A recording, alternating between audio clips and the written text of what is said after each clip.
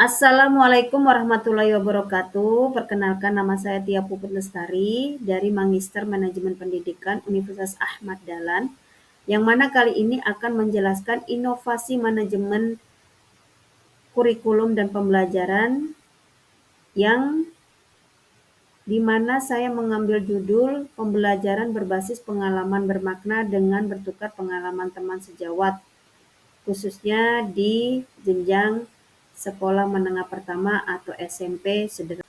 Assalamualaikum warahmatullahi wabarakatuh. Alasan saya memilih inovasi ini adalah dilandasi dari jurnal penelitian Seng yang dilakukan 2016, di mana penelitian Seng ini melakukan tes kepada peserta didik dengan jumlah 53 orang, di mana Seng juga membagi mereka ke dalam dua kategori kelompok, yaitu peserta didik dengan mengimplementasikan pembelajaran berbasis pengalaman bermakna, dan kategori yang satunya lagi adalah yang tidak mengimplementasikan pembelajaran berbasis pengalaman bermakna. Dari hasil penelitian Seng ini didapatkan hasil dengan 11,3% mengalami kemajuan untuk peserta didik yang mengimplementasikan pengalaman bermakna dan 3,4% yang tidak mengimplementasikan pengalaman bermakna. Selain itu, alasan saya adalah memilih inovasi ini, satu, memberikan rasa enjoy atau menyenangkan dalam pembelajaran. Yang kedua, membangun rasa percaya diri terhadap peserta didik, terutama peserta didik yang introvert. Yang ketiga, memberikan pengalaman yang konkret kepada peserta didik. Yang keempat, menggali lebih dalam potensi peserta didik dengan bertukar pengalaman baik online dan offline. Perlu diketahui, bertukar pengalaman baik offline dan online ini bisa dilakukan di dalam kelas maupun di luar kelas. Artinya, kalau online, peserta didik menggunakan media atau sarana penunjang pembelajaran, yaitu media elektronik, bisa melalui dengan handphone, bisa melalui dengan tablet, ataupun melalui laptop peserta didik itu sendiri. Dan pembelajaran online ini juga bisa dilakukan di dalam kelas, seperti itu. Sedangkan offline bisa dilakukan secara langsung, baik di luar kelas maupun di dalam kelas saat pembelajaran. Untuk bentuk inovasi pembelajaran berbasis pengalaman bermakna dengan bertukar pengalaman teman sejawat jenjang SMP, saya menggunakan beberapa metode, yaitu 1. Pemahaman dan retensi pengetahuan, 2. Keterampilan kolaborasi dan komunikasi, 3. Motivasi dan keterlibatan, 4. Pengembangan rasa percaya diri dan kepemimpinan. Langkah-langkah dalam inovasi pembelajaran berbasis pengalaman bermakna dengan bertukar pengalaman teman sejawat jenjang SMP yang perlu diperhatikan adalah penerapannya. Pertama, guru-guru harus bisa memilih apa yang harus diterapkan, apa yang harus dilakukan dalam penerapan pembelajaran berbasis pengalaman bermakna ini, yaitu bisa menggunakan online ataupun offline. Apabila menggunakan online, peserta didik dapat bertukar pengalaman melalui forum diskusi, blog, atau media sosial, atau bisa menggunakan konferensi video seperti Gmeet maupun Zoom Meet. Kemudian kalau offline, peserta didik dapat bertukar pengalaman dalam bentuk kelompok kecil, presentasi kelas, atau pameran, di mana pengalaman belajar ini yang offline ini dapat juga mengundang pembicara tamu atau pakar di bidang tertentu. Kemudian langkah berikutnya adalah pengalaman konkret. Guru harus menyiapkan atau menerapkan pengalaman konkret, yaitu pelajaran di mana apabila menggunakan media atau penerapannya secara online, peserta didik harus mempersiapkan media elektronik seperti HP, tablet, ataupun laptop. Dan peserta didik dalam online, penerapan dalam online itu juga bisa menggunakan aplikasi yang telah ditentukan topik dan permasalahannya oleh guru. Misalnya kalau guru menentukan melalui Gmeet atau Zoomit, maka topik dan permasalahan yang dibahas oleh peserta didik harus melalui forum tersebut. Dan sebaliknya apabila offline, tahap ini peserta didik bisa melakukan dalam kelompok kecil atau kelompok belajar yang telah dibagi oleh guru, di mana berdasarkan pengalaman, berdasarkan kelebihan dan gaya belajar peserta didik. Kemudian pada tahap refleksi, pada tahap ini peserta didik diskusi sesuai dengan topik dan permasalahan melalui media aplikasi apabila itu online, dan dilakukan di dalam kelas, sedangkan offline peserta didik dapat langsung mengidentifikasi permasalahan secara langsung. Artinya, guru sudah memberikan sebuah permasalahan, kemudian tinggal penerapannya bagaimana, apakah guru mau online ataupun offline. Kalau online bisa dilakukan di dalam kelas, artinya di sini dalam inovasi ini guru bisa bekerja sama dengan sekolah lain atau guru lain di sekolah lain dengan bertukar informasi atau pengalamannya dengan mata pelajaran tertentu. Misalnya kalau saya pembelajaran TIK bisa bertukar pengalaman bagaimana seorang peserta didik menyelesaikan permasalahan yang diberikan oleh guru dengan bertukar informasi dengan teman di sekolah lain. Ini saya lakukan sudah berlangsung selama 6 bulan, metode online di dalam kelas dengan saya bekerja sama dengan guru lain di sekolah lain, seperti itu. Selanjutnya adalah tahap konseptualisasi abstrak, di mana tahap ini guru dapat membimbing peserta didik untuk dapat melakukan brainstorming untuk mencari solusi atau jawaban atas pertanyaan terkait topik pelajaran. Di sini guru harus benar-benar aktif dalam memberikan pemahaman, artinya membimbing juga.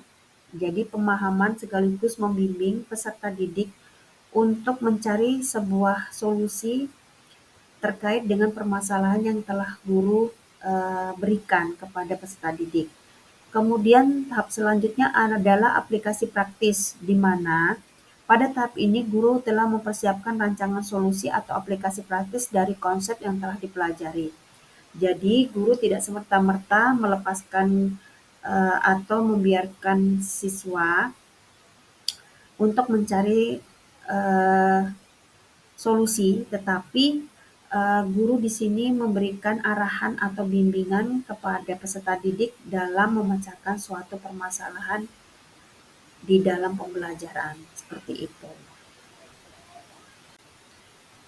Setelah tadi saya memaparkan langkah-langkah dalam inovasi pembelajaran berbasis pengalaman bermakna dengan bertukar pengalaman teman sejawat, maka di slide ini adalah gambar alur untuk melakukan inovasi pembelajaran berbasis pengalaman bermakna dengan bertukar pengalaman teman sejawat.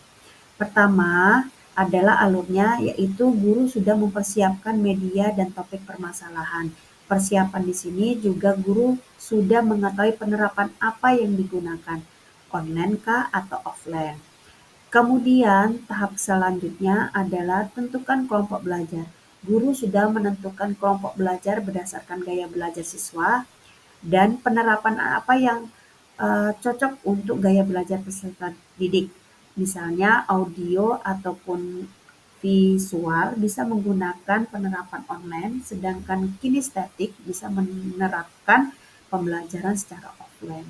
Kemudian tahap selanjutnya adalah pengamatan observasi atau permasalahan oleh peserta didik, di mana pada tahap ini peserta didik sudah melakukan pengamatan atau observasi terhadap permasalahan yang diberikan oleh guru dalam pembelajaran, tentunya berdasarkan penerapan yang dilakukan oleh peserta didik. Dan tentunya pengamatan dan observasi ini juga perlu adanya arahan dan bimbingan oleh guru mata pelajaran tersebut. Selanjutnya adalah diskusi hasil eksperimen dan observasi. Diskusi hasil eksperimen dan observasi ini bisa dilakukan secara online atau bisa juga guru melakukan kolaborasi dengan guru di sekolah lain.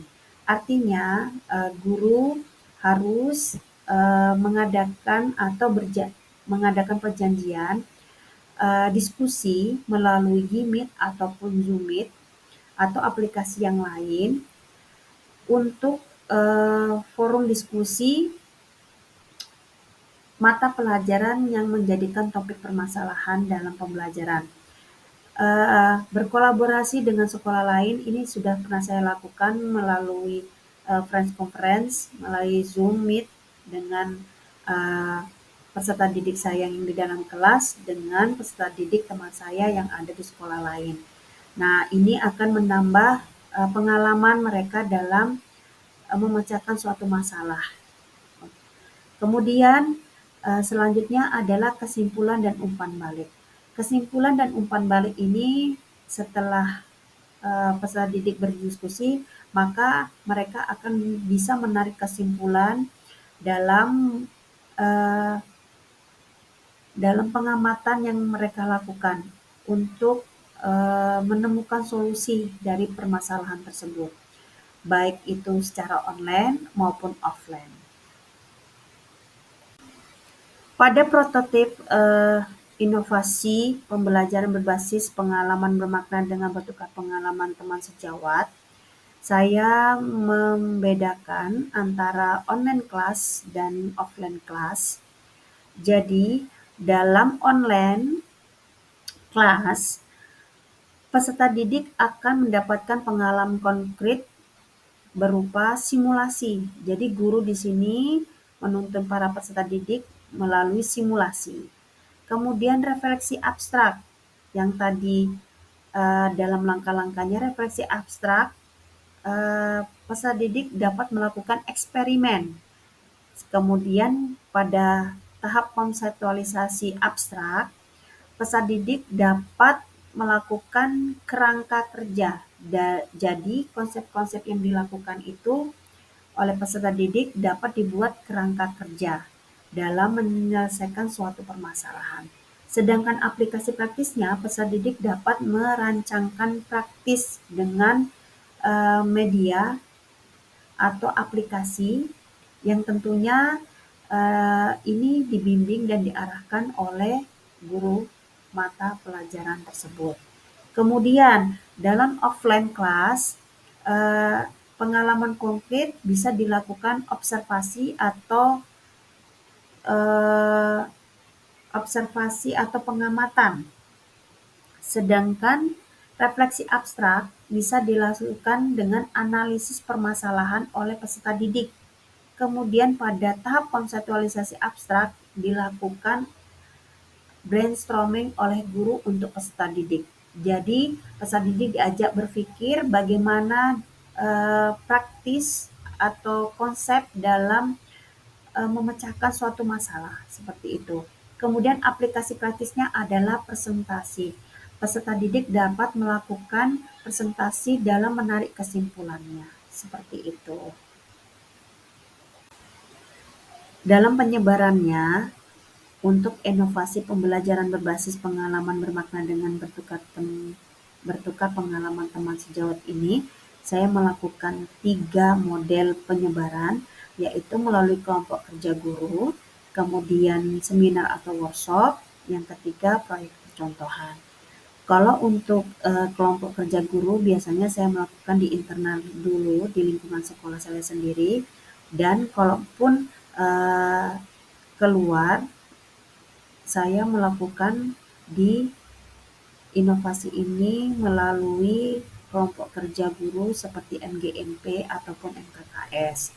Sedangkan seminar atau workshop biasanya saya melakukan undangan-undangan ke sekolah lain untuk bertukar inovasi dengan guru atau kepala sekolah di sekolah lain. Sedangkan proyek percontohan, kalau proyek percontohan biasanya saya melakukannya di platform-platform yang disediakan oleh Dinas Pendidikan atau Kemendikbudristek seperti PMR, seperti itu. Prediksi dampak dalam inovasi pembelajaran berbasis pengalaman makna dengan bertukar pengalaman teman sejawat jenjang SMP ini adalah meningkatkan motivasi dan keterlibatan peserta didik. Yang kedua, meningkatkan pemahaman dan retensi informasi. Yang ketiga, mengembangkan keterampilan komunikasi dan kolaborasi. Yang keempat, meningkatkan kepercayaan diri dan rasa kompetensi. Yang kelima, mendorong kreativitas dan inovasi.